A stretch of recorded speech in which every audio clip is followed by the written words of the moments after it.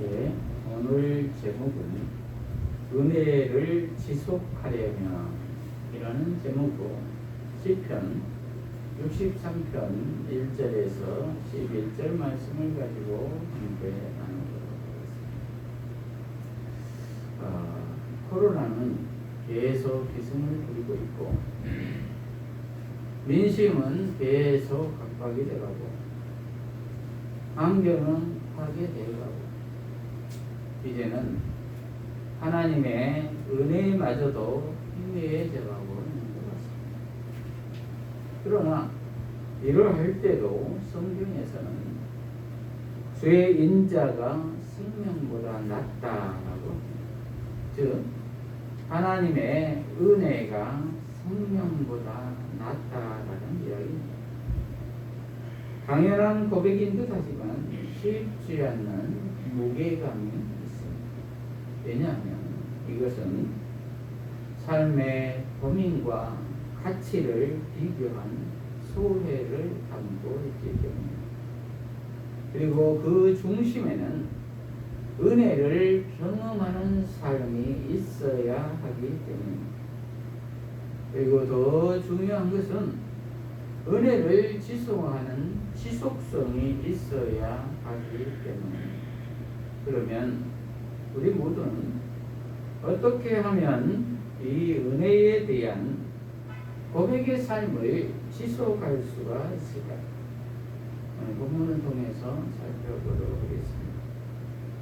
오늘 본문 전체 줄거리를 살펴보면은 이 시는 다윗의 시, 유다 광야에 있을 때에 라는 표제가 붙어 있습니다.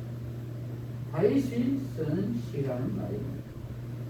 아마 다윗이 사울왕을 피해 유다 광야에 있었던 것인지 아니면 자신의 아들 압살롬의 반역으로 인해 광야에 피실해 있을 때였는지는 불분명합니다.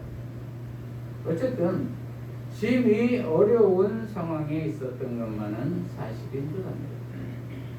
시인은 여기에서 애통과 감사, 말씀 묵상, 저주와 기원 등의 요소를 다양하게 표현하고 있습니다. 이 때문에 우리 신앙인들은 경건한 시인의 사고의 흐름을 만날 수 있게 되죠. 그리고 이 시는 개인적인 애가처럼 시작되지만 온 몸과 마음의 소망과 기쁨을 가로지르는 확신에 찬 목소리로 대적들의 심판과 시인 자신의 안전을 확신하는 즐거움의 노래로 마무리하고 있는 것을 볼 수가 있습니다. 여기에서 우리 모두가 살펴봐야 할 점은 은혜를 회복하고 지속하기 위해서는 첫째로 예배를 통하여 은혜를 회복하고 지속할 수가 있습니다. 1절에서 4절을 보면은 광야에서 주님의 임재를 바라며 기도하는 장면입니다. 1절부터 보면은 하나님이여 주는 나의 하나님이시라 내가 간절히 주를 찾되 물이 없어 마르고 황폐한 땅에서 내 영혼이 주를 갈망하며 내 육체가 주를 앙모하나이다.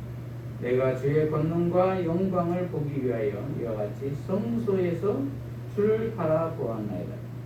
주의 인자하심이 생명보다 나으므로 내 입술이 주를 찬양할 것이다.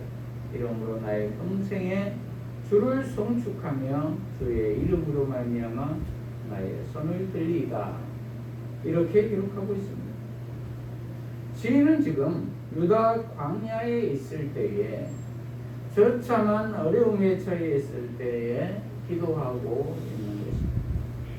사울왕이 까닭없이 자신을 죽이려고 하고 있고 자신의 아들 압살롬이 반역을 하여 자신을 죽이려고 하여 피신해 있는 상황입니다.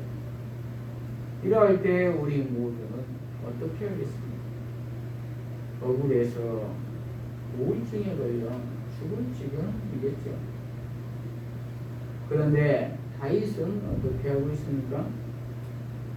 1절에 보면은 하나님이여 주는 나의 하나님이십니다.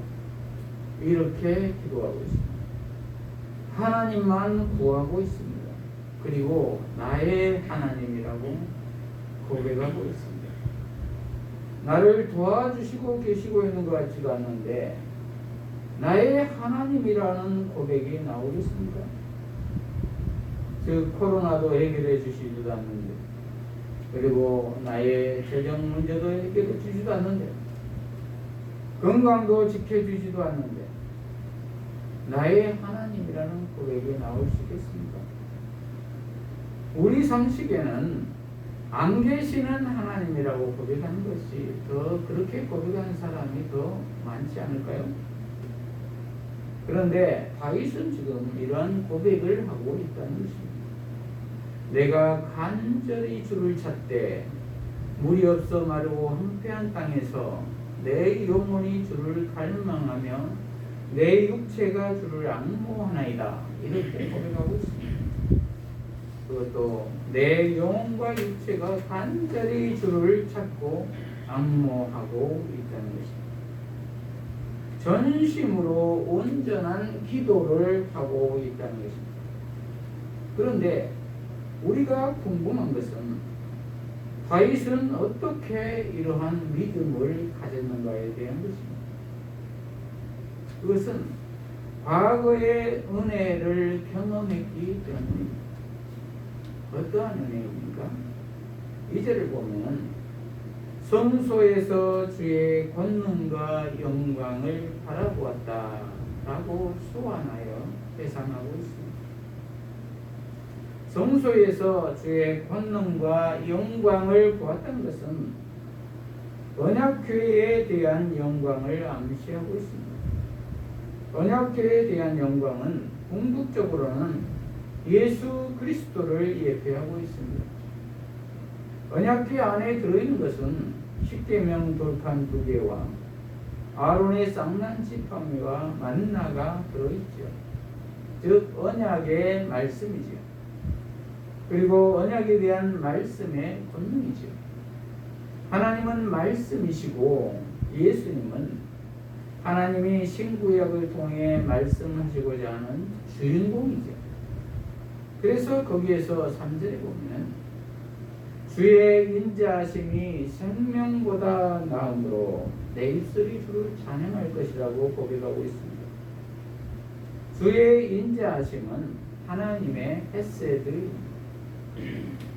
헤세드란 하나님의 언약적인 사랑입니다. 실패하지 않는 사랑입니다. 이것은 하나님의 성품을 가장 잘 드러내는 잊지 못할 남다른 사랑입니다. 용서와 구원의 은총을 가장 잘 드러낸 사랑입니다. 이것은 예수님이 우리 죄를 대신해서 십자가에서 죽어주시고 죄값을 치러주시고 용서하여 주셔서 그 피로 말미암아 우리를 구원해 주시는 사랑입니다. 조건 없는 사랑입니다. 받아들이기만 하면 구원을 얻는 사랑입니다. 그래서 그 사랑이 생명보다 더 좋다라는 비교급 문장을 쓴 것입니다. 그리고 이것은 시인이 하나님의 헤세드를 경험했기 때문입니다. 그렇습니다. 이렇듯 하나님의 인자하심 없이는 단 한순간도 살 수 없다는 자기 인식이 없다면 생명보다 더 좋은 하나님의 인자하심을 고백할 수가 없습니다. 저와 여러분은 이러한 하나님의 인자하심을 경험했습니까? 예수님의 용서와 구원의 은총을 경험했습니까? 예배가 무엇입니까? 예를 드려서 절을 한다는 뜻이죠. 이것은 온 마음과 정성을 다해서 복종하겠다는 것입니다.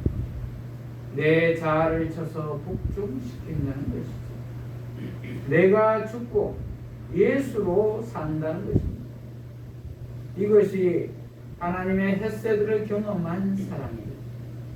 하나님의 은혜를 경험한 사람입니다. 그런데 다윗은 지금 그런 기도를 하고 있는 것입니다. 온전한 예배의 태도이지요. 이것이 진정한 예배입니다. 그러하여 시인의 찬양은 맹세와 다짐으로 이어집니다. 내 입술이 당신을 찬미합니다. 그러므로 내 평생 동안 당신을 찬양할 것입니다. 주의 이름으로 말미암아 나의 손을 들겠습니다. 이렇게 고백하고 있습니다. 그렇습니다. 시인은 성소, 곧 예배 현장에서 경험한 주의 권능과 영광을 앙모하고 있습니다. 그러므로 우리 모두는 주님만의 삶이 지속되기 위해서는 그분을 계속 경험하는 것이 필요합니다. 그것은 관계이기 때문입니다. 그러기 위해서 예배는 최선의 환경입니다. 우리가 주일에 함께 드리는 공예배와 일상에서 드리는 개인적 삶의 예배가 그것입니다. 그러므로 우리 모두도 은혜를 회복하고 지속하기 위해서는 예수 안에서 온전한 예배를 통해 주의 일하심에 민감해지시는 저와 여러분이 되시기를 바랍니다. 둘째로 기억을 통하여입니다. 5절에서 6절입니다.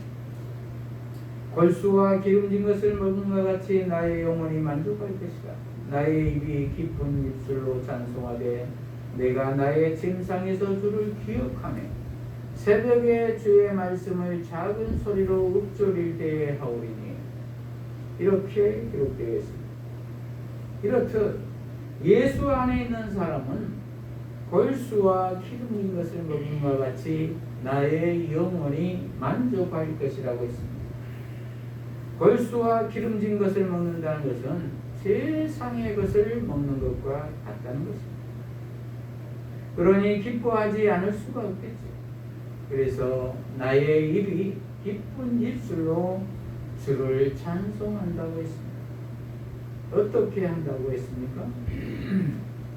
6절에 내가 나의 침상에서 주를 기억하며 새벽에 주의 말씀을 작은 소리로 읊조릴 때에 하오리니. 이렇게 기록되어 있습니다. 잠자기 전부터 기억하던 것이 새벽까지 이어져서 주의 말씀을 작은 소리로 묵상하며 중얼거린다는 것입니다. 완전히 심취되어 있는 것이죠. 말씀이 너무 기뻐서 잠이 오지 않는다는 것이죠. 매일 말씀 묵상을 하는 것입니다. 저와 여러분은 어떻습니까? 매일 말씀 묵상을 하십니다. 그리고 이렇게 말씀 때문에, 예수님 때문에 흥분돼서 잠이 오지 않은 적이 있으십니까? 은혜를 입은 자의 모습입니다. 그래서 시편 19편 10절에서 다윗은 말씀이 곧 송이꿀보다도 더 달다고 고백하고 있습니다. 저와 여러분은 언제적에 이런 일이 있었습니까? 이렇게 은혜를 입은 자의 대표적인 모습은 말씀을 묵상하며 은혜를 기억하는 것에서부터 출발되죠. 소가 되새김질하듯이 계속해서 꺼내어 먹어야 한다는 말입니다. 그리고 읊조려야 한다는 말입니다. 입으로 중얼거려야 한다는 말입니다. 로마서 10장 10절은 사람이 마음으로 믿어 의에 이르고 입으로 시인하여 구원에 이른다고 말씀하고 있습니다. 그러므로 우리 모두는 부정적인 말은 입 밖에도 내지 않아야 할 줄로 믿습니다. 은혜의 말만 돼야 할 줄로 믿습니다. 그럴 때 우리의 몸은 반응을 합니다. 행동으로 이어진다는 말입니다. 어떤 사람에게 당신은 어떻게 그렇게 믿음이 좋습니까? 라고 물어보았더니 그가 하는 말이 이전까지 인도하셨던 하나님을 생각하면 믿지 않을 수가 없다라고 말을 하거든요. 이렇듯 반복된 경험은 우리를 확신에 이르게 합니다.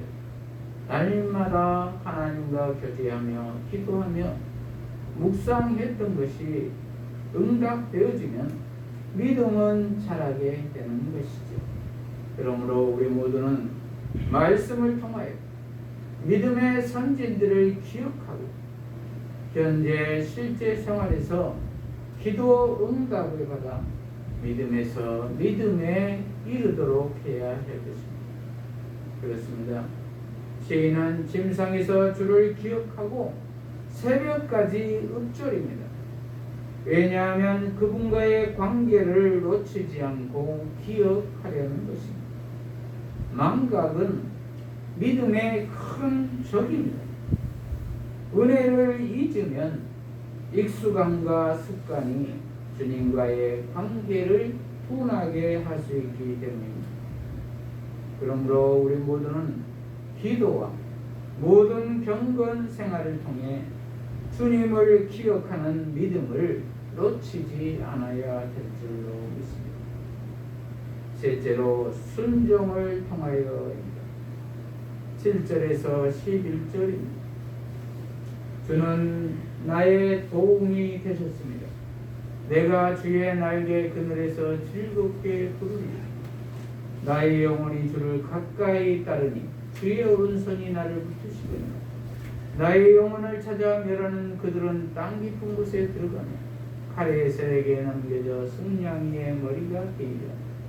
왕은 하나님을 즐거워하리니 주께 맹세한 자마다 자랑할 것이나 거짓말하는 자의 입은 막히리로다. 이렇게 기록되어 있습니다. 이제 시인은 주님이 나의 도움이 되셨다고 고백하고 있습니다. 그러므로 내가 주의 날개 그늘에서 즐겁게 부른다고 하고 있습니다. 처음에는 애통했던 마음으로 시작했던 기도가 이제 즐거움으로 바뀐 것을 볼 수가 있습니다. 광경은 바뀌지 않았으나 시인은 지금 기쁨의 노래를 부르고 있는 것을 볼 수가 있습니다. 그렇습니다. 그것은 주님의 사랑을 경험했고 내 자신을 짜서 복종했기 때문입니다. 그리고 순종했기 때문입니다. 그럴 때 주님의 평안을 누릴 것입니다. 환경은 바뀔 것입니다. 약속대로 승리할 것입니다. 그리고 8절에서 그는 나의 영혼이 주를 가까이 따르니 주의 오른손이 붙드셨다고 했습니다. 주를 가까이 따른다는 것은 의지적 따름입니다. 그러할 때 주의 오른손이 붙드셨다고 했습니다. 주의 오른손은 능력의 팔을 상징합니다. 그러므로 우리 모두도 감정적으로 순종이 되지 않더라도 의지적으로 말씀에 순종해야 될 줄로 믿습니다. 그럴 때 하나님께서 붙드실 줄로 믿습니다. 그리고 9절에 보면은 그동안 나의 영혼을 멸하라는 그들은 땅 깊은 곳에 들어가며 칼의 세력에 넘겨져 승냥의 먹이가 될 것이다 라고 기록되어 있습니다. 완전한 반전입니다. 나의 대적들은 땅의 깊은 곳, 곧 지옥에 들어갈 것이며 칼의 세력에 넘겨져 여우의 먹이가 될 것이라는 것입니다. 하나님의 심판과 보호입니다. 그러므로 우리 모두는 지금의 어둠의 세력에 겁을 먹거나 위축될 필요가 전혀 없습니다. 왜냐하면 예수님 안에서 반드시 승리하게 될 것이기 때문입니다. 그래서 11절에 보면은 왕은 하나님을 즐거워하리니 주께 맹세한 자마다 자랑할 것이다. 거짓말하는 자의 입은 막히리로다. 이렇게 기록하고 있습니다. 여기에서 왕은 시인 자신을 이야기합니다. 처음에는 1인칭으로 시작했으나 이제는 3인칭 왕으로 자신을 기술하고 있습니다. 그렇습니다. 이렇게 예수님과의 관계는 긍정적 반응으로 지속됩니다. 그러므로 하나님의 은혜를 경험했다면 우리 모두는 매 순간 그분을 의지하며 그분의 뜻에 순종하며 사는 것으로 응답해야 될 줄로 믿습니다. 왜냐하면 이 응답은 하나님의 새로운 일하심을 경험하는 열쇠가 되고 그분과의 관계에서 또 다른 선순환을 만들기 때문입니다. 말씀을 마무리합니다. 세상 풍파가 우리의 삶을 흔들 때 받은 복을 세어보아라 라는 찬양이 있습니다. 신앙의 간증이자 삶의 지혜입니다. 주의 은혜가 최고라는 고백도 귀하지만 그 고백을 지키며 사는 삶은 더 귀합니다. 그러므로 우리 모두는 예배를 통하여 주님을 기억하고 기대하며 순종하는 삶을 살아야 될 줄로 믿습니다. 이러한 우리 모두가 되시기를 축복합니다. 기도하십시오.